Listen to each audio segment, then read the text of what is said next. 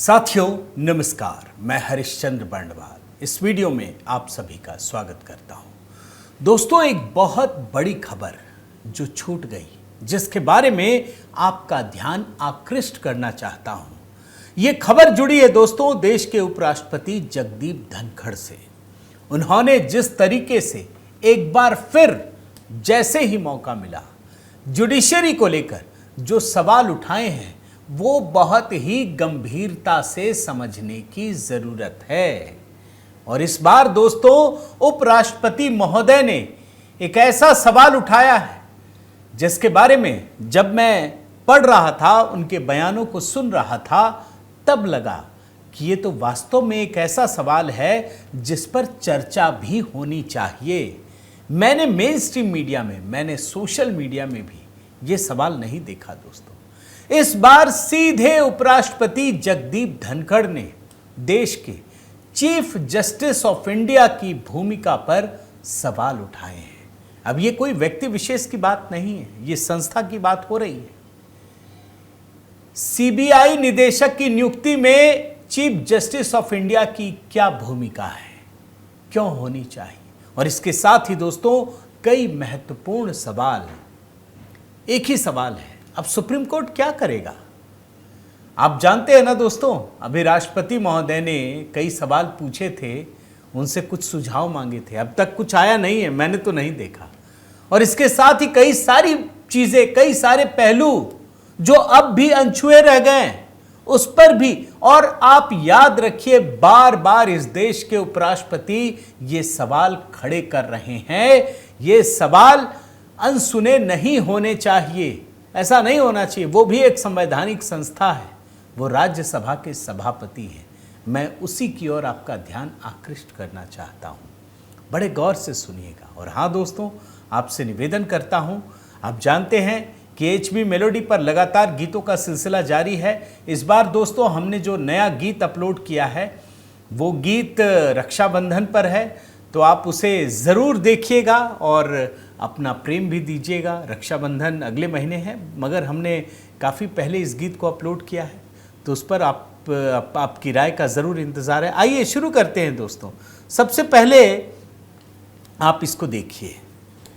Why should CJI have a से इन CBI director appointment, vice president Jagdeep Dhankhar. मेरी नज़र तो इसी पे गई कि यार ये कौन सा पहलू है और क्यों उठाया गया। हमें तो सामान्य लगता है कि ठीक है भाई, CBI डायरेक्टर की नियुक्ति हो रही है, उसमें प्रधानमंत्री हैं, विपक्ष का नेता है, चीफ जस्टिस ऑफ इंडिया है, जो भी है, जो भी प्रोसेस है उस बारे में आप सोचिए। अब इन्होंने क्यों सवाल उठाया? लेकिन दोस्तों मैं जगदीप धनखड़ के तमाम बयानों को सुनाऊं, मैं ये बताऊं कि आखिर उन्होंने कौन कौन से प्रश्न खड़े किए हैं, CJI की भूमिका पर सवाल क्यों खड़ा किया। पहले आपको एक बहुत ही संक्षिप्त में दोस्तों, कि आखिर जगदीप धनखड़ की भूमिका वो हैं कौन। अगर वो जुडिशरी के मामले में बार बार कह रहे हैं तो आखिर उसका रेलेवेंस क्या है? क्या सिर्फ वो उपराष्ट्रपति हैं, राज्यसभा के सभापति हैं? नहीं दोस्तों, मैं आपको बताता हूं। सुप्रीम कोर्ट और राजस्थान हाई कोर्ट में उनके पास 4 दशकों से भी अधिक का अनुभव है, वरिष्ठ वकील रहे हैं। केंद्र और राज्य दोनों स्तरों पर जो विधिक मामले होते हैं ना, उसमें उनकी गहरी पकड़ है। वो केंद्रीय मंत्री भी रहे हैं। VP सिंह सरकार में ये कानून और संसदीय मंत्री के रूप में कार्य किया है। ये लोकसभा चुनाव भी जीत चुके हैं। 1989 में झुंझुनू राजस्थान से निर्वाचित रहे। इसके बाद ये राज्यपाल भी बने। 2019 से 2022 जुलाई तक पश्चिम बंगाल के राज्यपाल रहे और उसके बाद उपराष्ट्रपति का चुनाव लड़ा उन्होंने और वो जीते। 11 अगस्त 2022 को भारत के 14वें उपराष्ट्रपति बने। राजस्थान यूनिवर्सिटी से कानून की डिग्री हासिल की। यानी कुल मिलाकर देखिए तो न्यायिक सक्रियता, संविधान संरक्षण और विधिक विमर्श में बहुत ही स्पष्ट रहे हैं। और इस आधार पर अगर आप देखिएगा कि बार बार वो जुडिशरी को लेकर लीगल मुद्दे पर जब वो सवाल उठाते हैं तो उसकी प्रासंगिकता है। अब ये खबर क्यों महत्वपूर्ण है ये आप समझ लीजिए। ये बयान दिया है दोस्तों उपराष्ट्रपति जगदीप धनखड़ 7 जुलाई को, यानी ठीक पिछले हफ्ते कोच्चि में राष्ट्रीय विधि विश्वविद्यालय में छात्रों और संकाय सदस्यों को संबोधित कर रहे थे और इस दौरान उन्होंने कई सारी बातें की। मैं एक एक करके सारी बातें आपको समझाता हूं। सबसे पहले तो justice Yashwant Verma, Delhi high court के जस्टिस, जिनके घर में नोटों की गड्डियां जली हुई हालत में मिली थी, उन्होंने फिर सवाल उठाया। बड़ा गंभीर सवाल है, इस बात को समझ जाइए। उपराष्ट्रपति ने कहा, जो मैं आपको हिंदी में कह रहा हूं ना, यही उन्होंने अंग्रेजी में कहा, वो सुना दूंगा। पहले आप सुन लीजिए कि उन्होंने क्या कहा। हर अपराध की जांच होनी चाहिए। अगर पैसा मिला है तो उसके स्रोत का भी पता लगाया जाना चाहिए। उन्होंने कहा कि मुझे उम्मीद है कि एफआईआर दर्ज की जाएगी और हम मामले के जड़ तक पहुंचेंगे।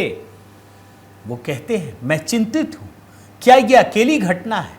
ऐसी अन्य घटनाएं भी हैं। कानून के समक्ष समानता का मतलब है कि हर अपराधी की जांच होनी चाहिए।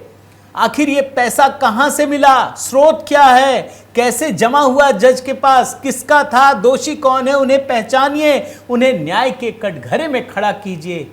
कोई एफआईआर भी दर्ज नहीं हुई है। और एक बात और कहते हैं कि लोग बोलेंगे, भैया अपनी सरकार से बोलो, केंद्र सरकार से बोलो। वो कहते हैं केंद्र सरकार अक्षम है, वो कर ही नहीं सकती, क्योंकि 90 के दशक में सुप्रीम कोर्ट ने एक फैसला दिया जिसके आधार पर तो एफआईआर दर्ज हो ही नहीं सकती है। बयान सुनाता हूं, किसी का दोष खत्म नहीं हो जाता दोस्तों। मान लीजिए सुप्रीम कोर्ट ने, मैं पहले आपको बयान ही सुनाता हूं, अंग्रेजी में है, मैंने हिंदी में सारी बातें आपको कह दी हैं, सुनिए। There was cash haul at the residence of a judge in large quantum. I say so because it is now in public domain, officially put up by the Supreme Court, that are the residence, official residence of a judge of the Supreme Court, so judge of the High Court. Cash in large amount was found.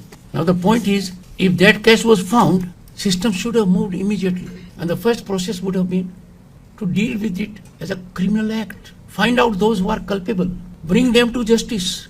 But so far there has been no FIR. The government at the central level is handicapped because an FIR cannot be registered in view of a judgment of the Supreme Court rendered in early 90s. You must read that judgment. देख रहे हैं ना, उपराष्ट्रपति सहज तरीके से अपनी बात रख रहे हैं मगर सख्त लहजे में। एक चीज मैं जोड़ देता हूं भाई, सुप्रीम कोर्ट ने इम्पीचमेंट के लिए सजेशन दिया है, रिकमेंडेशन किया है। मान लीजिए इम्पीचमेंट हो भी जाता है तो क्या अपराध खत्म हो जाएगा? जो अपराध किया गया है उसकी सजा कौन देगा? यह सवाल उठाया जा रहा है। और इसीलिए धनखड़ साहब ये कह रहे हैं कि न्यायपालिका पर भरोसा डगमगा रहा है। अभी जो मैं आपको बयान सुनाऊंगा उसका हिंदी आपको बता देता हूं कि उन्होंने क्या कहा है। हमारे देश में न्यायपालिका पर लोगों का बहुत अधिक भरोसा है, बहुत सम्मान है। लोगों को न्यायपालिका पर इतना विश्वास है जितना किसी अन्य संस्था पर नहीं। अगर विश्वास खत्म हो गया, उसकी नींव ही हिल गई, तो हमें एक गंभीर स्थिति का सामना करना पड़ेगा और इसका असर जो है वो 1 अरब 40 करोड़ लोगों पर पड़ेगा। बयान सुनाता हूं, बिल्कुल यही बयान आपको सुना रहा हूं, सुनिए। Judiciary in our country commands immense trust, immense respect of the people. People believe in judiciary like no other institution. If their faith is eroded, shaken in the institution, we will be faced with a grim situation. A nation of 1.4 billion will suffer. और यहीं आकर दोस्तों उपराष्ट्रपति महोदय एक और बात कहते हैं। वो कहते हैं, वो बार बार कहते रहे कि भैया लोकतंत्र की जो महत्वपूर्ण संस्थाएं हैं, चाहे जुडिशरी हो, एग्जीक्यूटिव हो, लेजिस्लेचर हो, सबको अपना काम करना चाहिए। कोई दूसरे के कार्य क्षेत्र में हस्तक्षेप नहीं करे। ये बार बार कहते रहे कि ये हो रहा है। वो क्या कहते हैं कि अगर एक संस्था, न्यायपालिका, कार्यपालिका या विधायिका एक दूसरे के क्षेत्र में घुसपैठ करती है तो इससे असहनीय समस्याएं पैदा हो सकती हैं जो संभावित रूप से हमारे लोकतंत्र के लिए बहुत खतरनाक हो सकती है। मैं यही बयान आपको जरा सुनाता हूं, बहुत छोटा सा है, सुनिए। Institute, the judiciary, the executive, legislature makes an incursion in the domain of the other. It has potential to upset the apple cart. It can create unmanageable problems that can be potentially very dangerous for our democracy. अब सबसे महत्वपूर्ण सवाल दोस्तों जो उन्होंने CBI chief को लेकर कहा, जिस पर मेरी नजर गई, और बड़े गौर से सुनिएगा, समझिएगा ये क्या कहते हैं। उपराष्ट्रपति धनखड़ ने न्यायपालिका, कार्यपालिका और विधायिका को अलग करने वाली सीमा, जो उनका दायरा है, वो कमजोर हुई है, उस पर चिंता जाहिर की। और उन्होंने कहा कि सीबीआई निदेशक की नियुक्ति में सीजेआई की भूमिका क्यों है, आपत्ति जाहिर की।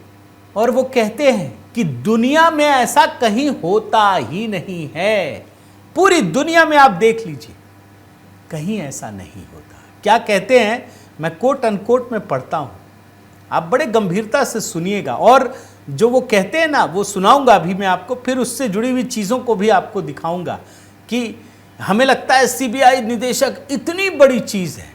मैं पहले जो बयान सुनाने जा रहा हूं उसको कोट अनकोट में हिंदी में पढ़ता हूं दोस्तों, जो मैंने लिखा है। उपराष्ट्रपति धनखड़ ने कहा, अगर कार्यपालिका के कार्य विधायिका और न्यायपालिका के द्वारा किया जाता है तो यह शक्तियों के पृथक्करण के सिद्धांत के खिलाफ होगा। मैं इस बात से पूरी तरह हैरान हूं कि सीबीआई निदेशक जैसे कार्यपालिका के पदाधिकारी की नियुक्ति में भारत के मुख्य न्यायाधीश की भी भागीदारी होती है। क्यों? बयान सुनिए। If executive function is done by, let's say, legislature or judiciary, that will be antithetical to the essence and spirit of doctrine of separation of powers. I am aghast that a functionary of the executive like the CBI director is appointed with the participation of Chief Justice of India. Why?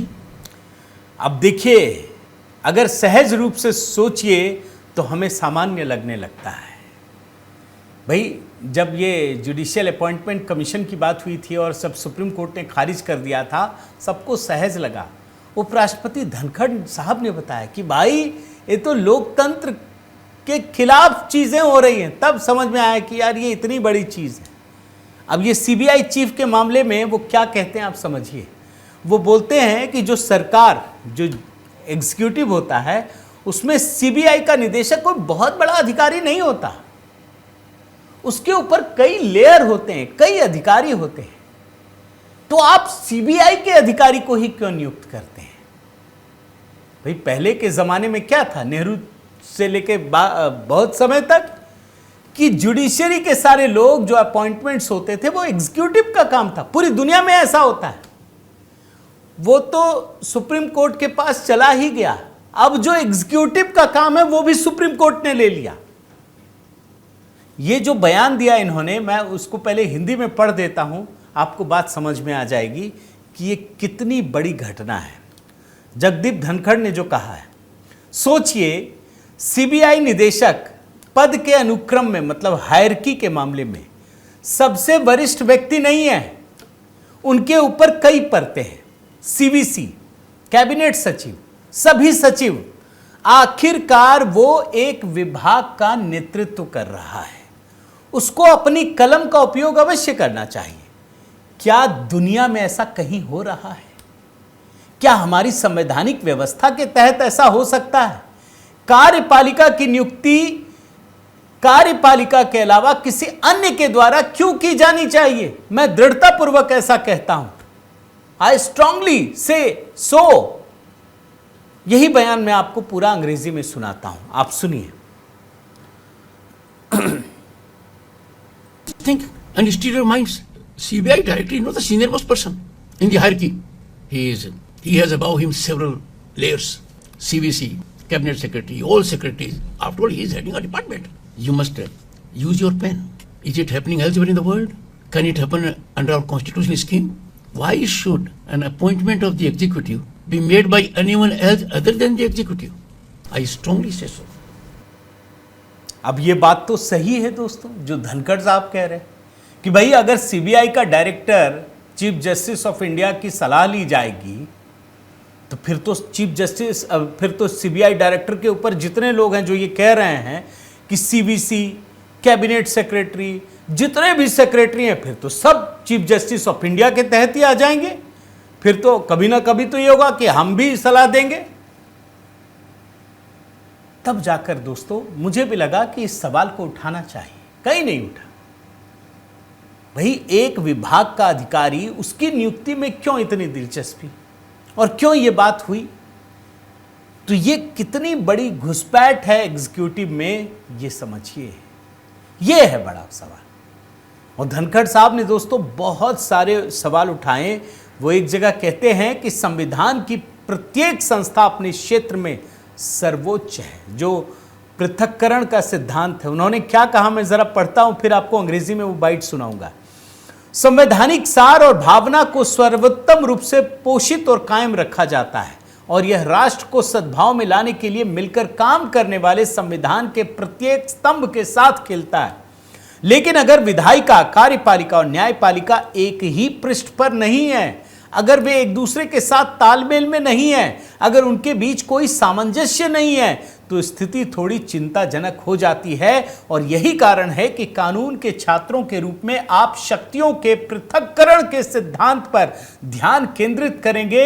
मुद्दा यह नहीं है कि संविधान की प्रत्येक संस्था अपने क्षेत्र में सर्वोच्च है। मैं बाइट सुनाता हूं आपको, जरा सुनिए। That constitutional essence and spirit is optimally nurtured and sustained, and it blossoms with each of the pillars of constitutional working if they act in tandem, togetherness and in harmony.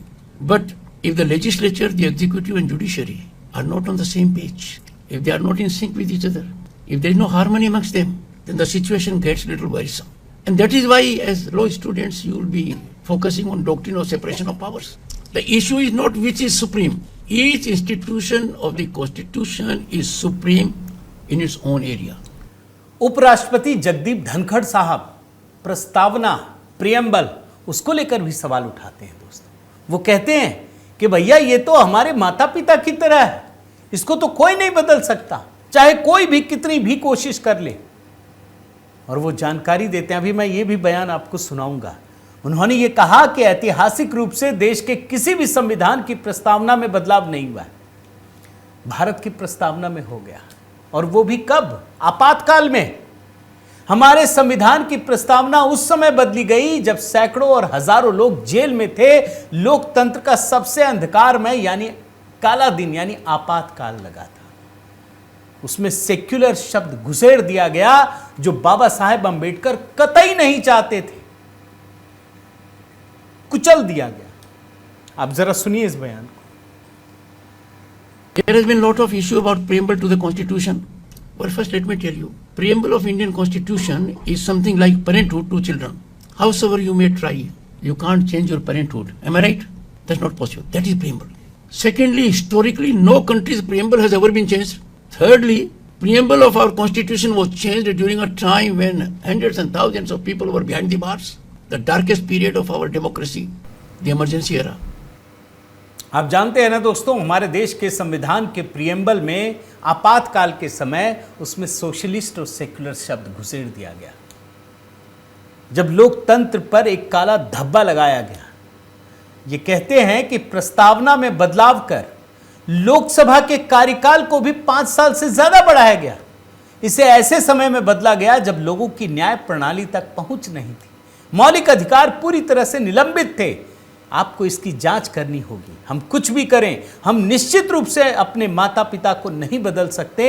हमें हमेशा उनका सम्मान करना होगा। और वो प्रियम्बल को माता पिता की संज्ञा देते हैं। क्या अंबेडकर चाहते थे ऐसा? ये सवाल मैं पूछ रहा हूं। आप पहले ये बयान सुन लीजिए। And it was changed where the life of the Lok Sabha was also increased beyond 5 years. It was changed at a time when people had no access to the justice system.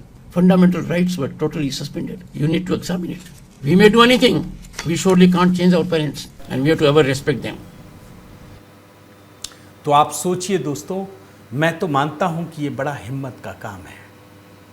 कोई भी व्यक्ति भले ही उपराष्ट्रपति बन जाए, वो इतना नहीं कह सकता जब तक उसको कानून की जानकारी ना हो, जब तक उसको जुडिशरी की डेप्थ में नॉलेज ना हो, जब तक उसको समझ ना हो।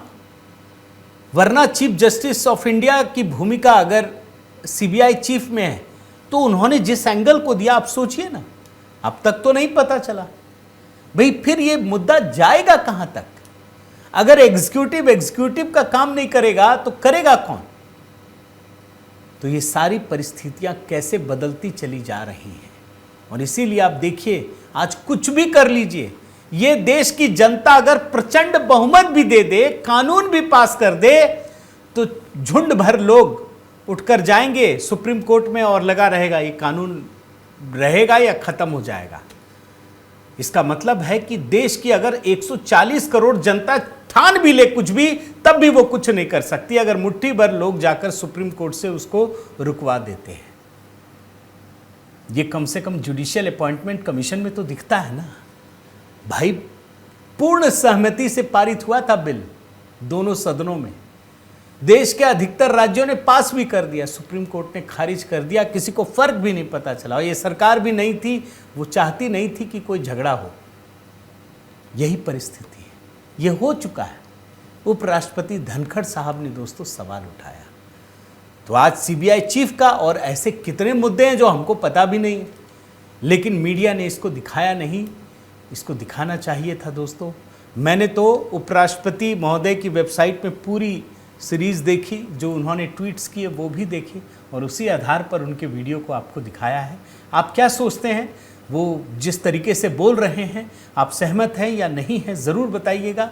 मैं निवेदन करता हूं दोस्तों कि आप कमेंट इसलिए कीजिए ताकि आपके विचारों के बारे में भी मुझे पता चल सके। अगर आपने चैनल सब्सक्राइब नहीं किया है तो ज़रूर कीजिए, लाइक कीजिए, बेल आइकन दबाइए। और हाँ दोस्तों, HB मेलोडी पर मैंने रक्षाबंधन पर नया गीत अपलोड किया है, उसको ज़रूर देखिए और अपना प्रेम और स्नेह दीजिए। देखिए कैसा लिखा है, हमारी टीम ने किस प्रकार से काम किया है। 2 छोटे छोटे बच्चों ने इसमें एक्ट किया है। तो हमारी पूरी टीम को आपके एक कमेंट से बड़ा प्रोत्साहन मिलेगा। ज़रूर जुड़िए। बहुत बहुत धन्यवाद। जय सिया राम।